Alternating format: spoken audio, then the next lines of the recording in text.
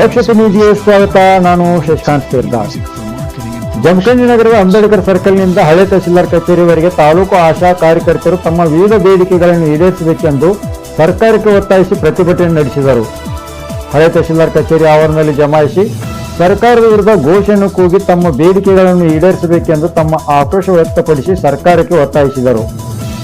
ತಾಲೂಕು ಆರೋಗ್ಯ ಇಲಾಖೆ ಅಧಿಕಾರಿ ಗೈಬುಸಾಬ್ ಗಲಗಲೆ ಅವರಿಗೆ ಮನವಿಯನ್ನು ಸಲ್ಲಿಸಿ ಆಶಾ ಕಾರ್ಯಕರ್ತರ ಪ್ರತಿಭಟನೆಯಲ್ಲಿ ರಬಕೈ, ಬನಟ್ಟಿ, ತೀರ್ದಾಳ್ ಸೇರಿದಂತೆ ಜಮಖಂಡಿ ತಾಲೂಕಿನ ಸುತ್ತಮುತ್ತಲಿನ ಗ್ರಾಮದ ನೂರಾರು ಆಶಾ ಕಾರ್ಯಕರ್ತರು ಪ್ರತಿಭಟನೆಯಲ್ಲಿ ಭಾಗಿಯಾಗಿದ್ದರು.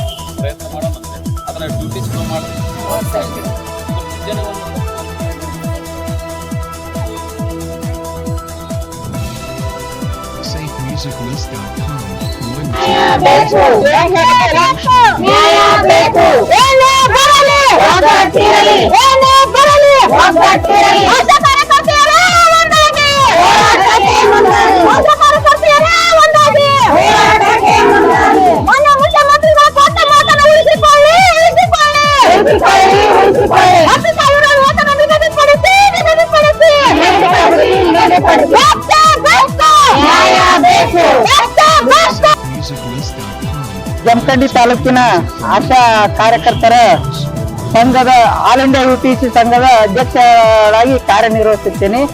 ಸಾವರ್ಗಿ ಪೇಸಿ ಅಂಜನಾ ಕುಂಬಾರ್ ಅಂತೇಳಿ. ನಮ್ದು ಇವತ್ತ ಈ ರಾಜ್ಯ ಮಟ್ಟದಲ್ಲಿ ಜನವರಿ ತಿಂಗಳಲ್ಲಿ ನಮ್ಮ ಆಶಾ ಕಾರ್ಯಕರ್ತರಿಗೆ 10,000 ನಿಗದಿತ ವೇತನ ಕೊಡೋದಕ್ಕಾಗಿ ನಾವು ಮುಷ್ಕರವನ್ನು 4 ದಿವಸ ಫ್ರೀಡಂ ಪಾರ್ಕ್ನಲ್ಲಿ ಹಮ್ಮಿಕೊಂಡಿದ್ದೇವೆ. ಸನ್ಮಾನ್ಯ ಮುಖ್ಯಮಂತ್ರಿಗಳು 10,000 ಆದೇಶ ಮಾಡಿ ಪ್ರತಿಯನ್ನು ಕೊಡುತ್ತೇನೆ ಅಂತೇಳಿ ನಮ್ಗೆ ಆಶ್ವಾಸನೆ ಕೊಟ್ಟು ಮುಷ್ಕರವನ್ನು ಹಿಂತೆಗೊಳ್ಳಕ್ಕೆ ಆದೇಶ ನೀಡಿದರು. ಆ ಪ್ರಕಾರ ನಾವು ಆಶಾ ಕಾರ್ಯಕರ್ತರು ಮುಷ್ಕರವನ್ನು ಹಿಂತೆಗೆದುಕೊಂಡು ಬಂದು ನಮ್ಮ ಕೆಲಸಕ್ಕೆ ಎಲ್ಲ ಆಶಾ ಕಾರ್ಯಕರ್ತರು ಮರಳಿ ಕೆಲಸ ಮಾಡ್ಲಕತ್ತೀವಿ. ಆದ್ರೂ ಸರ್ಕಾರ ಈಗಾಗಲೇ 4 ತಿಂಗಳು ಕಳೆದು ಹೋದರು. ಏಪ್ರಿಲ್ ತಿಂಗಳಲ್ಲಿ ಬಜೆಟ್ ರಿಲೀಸ್ ಮಾಡಿ ನಮ್ಗೆ 10,000 ಹಾಕ್ಬೇಕಾಗಿತ್ತು. ಸರ್ಕಾರ ನಮ್ಗೆ ಸರಿಯಾದ ಧೋರಣೆಯನ್ನು ತೋರ್ತಾ ಇಲ್ಲ. ನಮ್ಮ ಮೇಲೆ ಕಾಳಜಿ ವಹಿಸಿ ಒಂದು ನಿಗದಿತ ವೇತನ ನೀಡ್ತಾ ಇಲ್ಲ. ಅದಕ್ಕಾಗಿ ನಾವು ಆಶಾ ಕಾರ್ಯಕರ್ತರು ರಾಜ್ಯ ಮಟ್ಟದಲ್ಲಿ, ತಾಲೂಕಾ, ಜಿಲ್ಲಾ ಮಟ್ಟದಲ್ಲಿ ಒಂದು ಹೋರಾಟವನ್ನು ಹಮ್ಮಿಕೊಂಡು 10,000 ರೂಪಾಯಿ ಏಪ್ರಿಲ್ ತಿಂಗಳಲ್ಲಿ ರಿಲೀಸ್ ಮಾಡಬೇಕು. ಏಪ್ರಿಲ್ ನಲ್ಲಿ 1,000 ರೂಪಾಯಿ ಘೋಷಿಸಿದಂತ ಆಶಾ ಕಾರ್ಯಕರ್ತರಿಗೆ ಅದನ್ನೂ ಬಿಡುಗಡೆ ಮಾಡಿಲ್ಲ. ನಾವು ಒಟ್ಟಾರೆಯಾಗಿ ಪುಡಿಯಾಗಿ ಕೊಡುವಂತ ಬೇಡ, ನಮಗ ಒಂದು ನಿರ್ದಿಷ್ಟ 10,000 ನಿಗದಿತ ವೇತನವನ್ನು ಕೊಡಂತೇಳಿ ಸರ್ಕಾರಕ್ಕೆ ನಾವು ಒತ್ತಾಯನ ಮಾಡಕತ್ತಿದ್ವಿ. ಆ ದುಡ್ಡನ್ನು ರಿಲೀಸ್ ಮಾಡಿದೀವಿ ಅಂತ ಹೇಳಿ ನಮ್ಮ ಮಾನ್ಯ ಮುಖ್ಯಮಂತ್ರಿಗಳು ನಮಗೆ ಮಾನ್ಯ ಬೆಂಗಳೂರಲ್ಲಿ ನಮ್ಮ ಆಲ್ ಇಂಡಿಯಾ UPC ಕಾರ್ಯದರ್ಶಿಯಾದಂತ ಡಿ ನಾಗಲಕ್ಷ್ಮಿ ಮೇಡಮ್ ಅವರಿಗೆ ತಿಳಿಸಿರ್ತಾರೆ. ಆ ವಿಷಯವಾಗಿ ನಾವು ಸಾಕಷ್ಟು ಬಾರಿ ನಮ್ಮ MD ಸರ್ ಅವರಿಗೆ ಭೇಟಿಯಾಗಿ ಆರೋಗ್ಯ ಧಾಮದಲ್ಲಿ ಚರ್ಚೆಗಳನ್ನು ಸಹ ಆಗಿದ್ದಾವೆ. ಆದ್ರೆ ನಮ್ಗೆ ಯಾವುದೋ ಒಂದು ಸಮಂಜಸವಾದ ಉತ್ತರ ಬರ್ತಾ ಇಲ್ಲ. ಆ ಉತ್ತರಕ್ಕಾಗಿ ನಾವು ಆಶಾ ಕಾರ್ಯಕರ್ತರು ಕಾಡ್ತಾ ಇದ್ದೇವೆ. ಈ ಸರ್ಕಾರ ನಮ್ಮ ಈ ಒಂದು ಹೋರಾಟಕ್ಕೆ ಸ್ಪಂದನೆ ಮಾಡದಿದ್ದರೆ ನಾವು ಅನಿರ್ದಿಷ್ಟ ಹೋರಾಟವನ್ನು ಮುಂದುವರಿಸುತ್ತೇವೆ. PSC ಲೆವೆಲ್, ಆ ನಂತರ ತಾಲೂಕಾ ಮಟ್ಟ, ಜಿಲ್ಲಾ ಮಟ್ಟದಲ್ಲಿ ನಮ್ಮ ಹೋರಾಟವನ್ನು ಮುಂದುವರಿಸಿ ಈ 10,000 ನಿಗದಿತ ವೇತನವನ್ನು ಈ ತಿಂಗಳ ಕೊನೆಯಲ್ಲಿ ಬಿಡುಗಡೆ ಮಾಡಲಿಲ್ಲವೆಂದರೆ ನಾವು ಅನಿರ್ದಿಷ್ಟ ಹೋರಾಟವನ್ನು ಮಾಡುತ್ತೇವೆ ಅಂತೇಳಿ ನನ್ನ ಆಲ್ ಇಂಡಿಯಾ UPC ಸಂಘಟನೆಯೊಂದಿಗೆ ಎಲ್ಲ ಆಶಾ ಕಾರ್ಯಕರ್ತರ ಸಮ್ಮುಖದಲ್ಲಿ ಧನ್ಯವಾದಗಳನ್ನು ತಿಳಿಸುತ್ತಾ ನನ್ನ 2 ಮಾತು. ನನ್ನ ಹೆಸರು ಸುಮಿತಾ ಜಮಗೇಶ್ ಹೇಳಿ ಆಲ್ ಇಂಡಿಯಾ UPC ಕಾರ್ಯದರ್ಶಿಯಾಗಿ ನಾ ಕಾರ್ಯನಿರ್ವಹಿಸ್ತಾ ಇದ್ದೇನೆ. ಇವತ್ತಿನ ದಿನ ನಾವು ಇದು ಏನು ಯಾಕೆ ಹೋರಾಟ ಮಾಡ್ತಕ್ಕಂತೀವಿ ಅಂತಂದ್ರೆ ಸರ್ಕಾರ ನಮ್ಗೆ ಕೊಟ್ಟಿರೋಂಥದ್ದು ಯಾವುದನ್ನು ನೀಡ್ತಾ ಇಲ್ಲ. ಅದ್ರ ಜೊತೆನೆ ಈಗ ಆಶಾ ಕಾರ್ಯಕರ್ತರನ್ನ 60 ವರ್ಷ ಆದವರಿಗೆ ಮೊದಲು ಅವ್ರು ಯಾವುದೇ ಮಾಹಿತಿಯನ್ನು ಕೊಟ್ಟಿಲ್ಲ. ಈಗ 400 ಆಶಾ ಕಾರ್ಯಕರ್ತರನ್ನ 60 ವರ್ಷ ಏಕಾಕಿ ಆದ್ಮೇಲೆ ತೆಗೆದು ಹಾಕ್ಯಾರ. ಅದಕ್ಕೆ ಅವ್ರ ಮುಂಚಿತವಾಗಿ ಒಂದು ಲೆಟರ್ ಕೊಡ್ಬೇಕಾಗಿತ್ತು. ಅವ್ರು ಯಾವ್ದು ಇಂಥದನ್ನ ನೀಡಿಲ್ಲ. ಅದಕ್ಕೆ ಅವ್ರನ್ನ ಏನಂದ್ರೆ ನಾವು ಕಾರಣ ಕೊಡ್ಬೇಕು. 60 ವರ್ಷ ಆದ್ಮೇಲೆ ಹೇಳೋದ್ರ ತೆಗೆದು ಹಾಕ್ಯಾರ. ಅದ್ರ ಜೊತೆನ ಆಶಾ ಸುಗಮಕಾರರು ಅವರ ಕಾರ್ಯನ 10 ವರ್ಷದವರೆಗೂ ಅವರ ಕಾರ್ಯ ನಿರ್ವಹಿಸ್ಯಾರ. ಅವ್ರನ್ನ ಕೂಡ ಯಾವುದೇ ಒಂದು ಉತ್ತರನ ಕೊಡ್ಲಾರ್ದನೆ ಒಂದು ಲೆಟರ್ ಕೊಡ್ಲಾರ್ದನೆ ಅವ್ರನ್ನ ಅವ್ರ ಸ್ಕಿಪ್ ಹಾಕ್ಯಾರ. ಅವ್ರಿಗೂ ಕೂಡ ನಾವು ಕಾರಣ ಕೊಡ್ಬೇಕು. ಯಾವ್ದಕ್ಕಾಗಿ ಅದನ್ನ ಮೊದಲು ತಗೊಂಡ್ರು ಆಮೇಲೆ ಅವ್ರನ್ನ ಹೇಳಿ ಸ್ಕಿಪ್ ಹಾಕಿದ್ರು. ಮುಂಚಿತವಾಗಿ ತಿಳಿಸಿ ತೆಗಿಬೇಕಾಗಿತ್ತು. ಅವ್ರನ್ನ ಕೂಡ ನಾವು ತೆಗೆದ್ರ ಅದಕ್ಕೆ ಸರಿಯಾದ ಸರ್ಕಾರ ನಮ್ಗೆ ಉತ್ತರ ಕೊಡ್ಬೇಕು. 10 ವರ್ಷ ಕಾರ್ಯ ನಿರ್ವಹಿಸಿ ಏಕಾಏಕಿ 1ನೇ ತಾರೀಕಿನ ಕಾರ್ಯ ನಿರ್ವಹಿಸಬೇಡ್ರಿ ಒಂದು ಲೆಟರ್ ಹಾಕ್ಬಿಟ್ರೆ ಅದ್ ಏನ್ ಮಾಡ್ಬೇಕು ಅನ್ನೋದನ್ನ ಗೊತ್ತಾಗ್ತಾ ಇಲ್ಲ. ಅದಕ್ಕೆ ಸರ್ಕಾರ ಸರಿಯಾಗಿ ನಮ್ಗೆ ಯಾವ ಕಾರ್ಯಗಳನ್ನ ಕೊಡ್ಬೇಕಾಗಿತ್ತು, ಯಾವ್ದು ಕೆಲಸಗಳನ್ನ ಸರಿಯಾಗಿ ಮಾಡ್ಲಿಕ್ಕೆ ಹೇಳಿದ್ರು ಅವುಗಳನ್ನ ಒಂದೇ ಸ್ಕಿಪ್ ಹಾಕತ್ತಾರ. ಅದಕ್ಕೆ ಸರಿಯಾದ ಸರ್ಕಾರ ನಮಗ ಮಾಹಿತಿಯನ್ನ ಕೊಡ್ಬೇಕು. ಯಾವ್ದು ಮಾಹಿತಿ ಕೊಡ್ಲಾರ್ದೆ ತಮ್ಮ ಕೆಲಸನ ತಾವು ಮಾಡ್ಕೊತ ಹೋದ್ರೆ ನಾವೆಲ್ಲ ಏನ್ ಮಾಡ್ಬೇಕು ಅಂತ ನಮ್ಗೆ ಗೊತ್ತಾಗೋಲ್ಲ. ಅದಕ್ಕೆ ನಾವು ಸರ್ಕಾರಕ್ಕೆ ನಾವು ಇಲ್ಲಿಗೆ ಬಿಡುವಂಗಿಲ್ಲ. ನಾವು ಯಾವಾಗ್ಲೂ ತಾಲೂಕಾ ಮಟ್ಟ, ಜಿಲ್ಲಾ ಮಟ್ಟ, ಸ್ಟೇಟ್ ವರೆಗೂ ನಾವು ನಮ್ಮ ಕೆಲಸಗಳನ್ನ ಸರಿಯಾಗಿ ಕೊಡದೇ ಇದೆ, ನಮ್ಮ ಕಾರ್ಯಗಳನ್ನ ಸರಿಯಾಗಿ ನೀಡದೇ ಇದೆ. ನಾವು ಈ ಹೋರಾಟನ ಮುಂದುವರಿಸ್ತೀವಿ. ನನ್ನ ಮಾತು ಮುಗಿಸಿ ಜೈ ಹಿಂದ್ ಜೈ ಕರ್ನಾಟಕ ಮಾತು.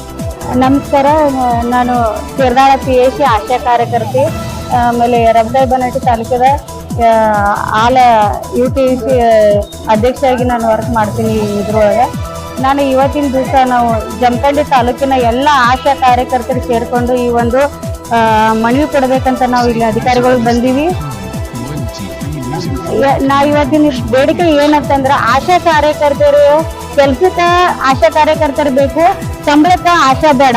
ಯಾಕೆ ಈ ತರ ಸರ್ಕಾರ ಈ ಒಂದು ಮನಸ್ಸು ಮಾಡುತ್ತೆ ಅನ್ನೋದು ನಮ್ಗೆ ಗೊತ್ತಾಗ್ತಾ ಇಲ್ಲ. ಯಾಕಂದ್ರೆ ನಾವು ಜನವರಿ 7ನೇ ತಾರೀಕು ನಾವು ಫ್ರೀಡಂ ಪಾರ್ಕ್ನಲ್ಲಿ ಸ್ಟ್ರೈಕ್ ಮಾಡುವಾಗ ಸರ್ಕಾರ ಬಂದು ನಮ್ಗೆ ಏನಂತಂದ್ರೆ ನಿಮ್ಗೆ ನಾವು ಬಿಡಿ ಕಾಸು ಕೊಡೋದ್ರಿಂದ ನಾವು ಮಾತಾಡಿದಾಗ ನೀವು ಬಿಡಿ ಕಾಸನ್ನ ಕೊಡಾಗಲ್ಲ 10,000 ನಾವು ಸಂಬಳ ಕೊಡ್ತೀವಿ, ನೀವು ಇದು ಮುಸ್ತಾರ ನಾವು ಹೊಳೆ ತಗೋರಿ ಅಂದಾಗ ನಮ್ಮ ಯೂನಿಯನ್ದವರು ವಾಪಸ್ ನಮ್ಗೆ ಎಲ್ಲ ಆಶಾ ಕಾರ್ಯಕರ್ತರು ಇಲ್ಲ 10,000 ರೂಪಾಯಿ ನಿಮ್ಗೆ ಪೇಮೆಂಟ್ ಮಾಡ್ತಂದ್ರೆ ಏಪ್ರಿಲಿಂದ ಅದನ್ನ ಜಾರಿಗೊಳಿಸ್ತಾ ಇರ್ತಾರೆ. ನಮ್ಮನ್ನ ಕಳಿಸಿದ್ರು, ನಾವು ವಾಪಸ್ ಬಂದಿವಿ.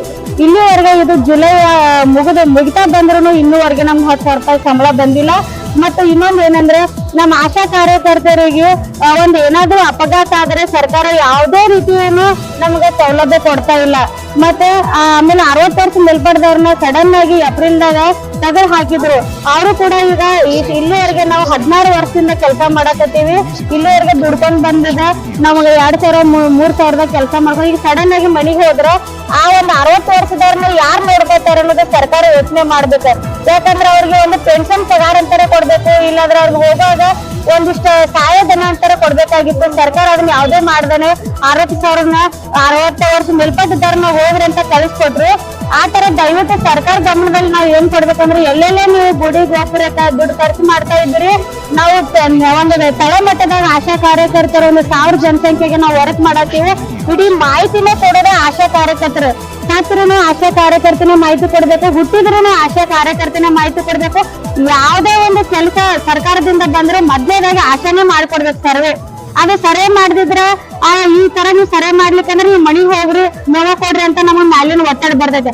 ಅದಕ್ಕೋಸ್ಕರ ನಾವು ಸರ್ಕಾರ ಗಮನಕ್ಕ ಮಿನಿಸ್ಟರ್ ಗಮನಕ್ಕ ನಾವು ಕೊಡೋದೇನಂದ್ರ ಆಶಾವನ್ನು ಗುರುತಿಸ್ರಿ, ನಮ್ಮ ಕನಿಷ್ಠ ವೇತನ ತಿಂಗಳಿಗೆ 10,000 ರೂಪಾಯಿ ಕೊಡ್ರಿ ಅಂತ ನಾವು ಒಂದು ಸ್ಟ್ರೈಕ್ ಮಾಡಕತ್ತೀವಿ. ಗಮನ ಇಟ್ಟು ಕೇಳ್ರಿ.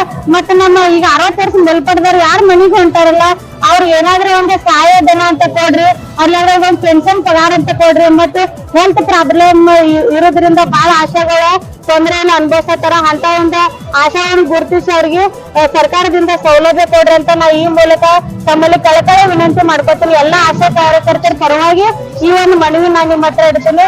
ಮಿನಿಸ್ಟರ್ ಇದನ್ನ ಗಮನದಲ್ಲಿ ಇಟ್ಕೊಂಡು ನಮ್ಮ ಆಶಾಗಳ ಆಶೆಯನ್ನು ಈಡೇರಿಸಬೇಕಂತ ತಮ್ಮಲ್ಲಿ ಕೇಳ್ಕೊತೀನಿ.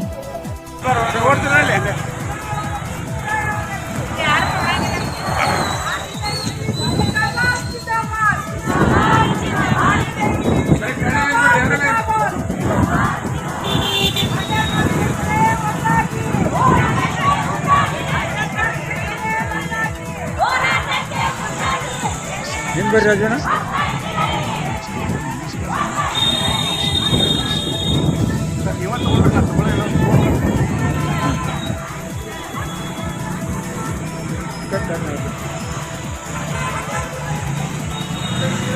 ಹಿಂಗ್ ಮಾಡ್ರಿ, ಹಿಂಗ್ ಮಾಡ್ರಿ, ಹಿಂಗ್ ಮಾಡಿ ಕಟ್ ಮಾಡ್ರಿ. ಒಂದು 2 ನಿಮಿಷ ಬಡ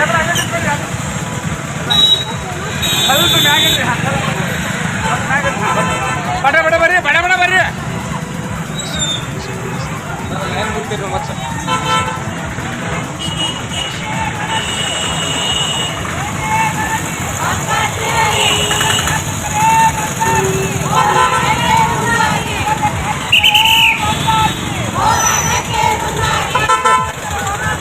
ಇಲ್ಲ ರೀ ಅದು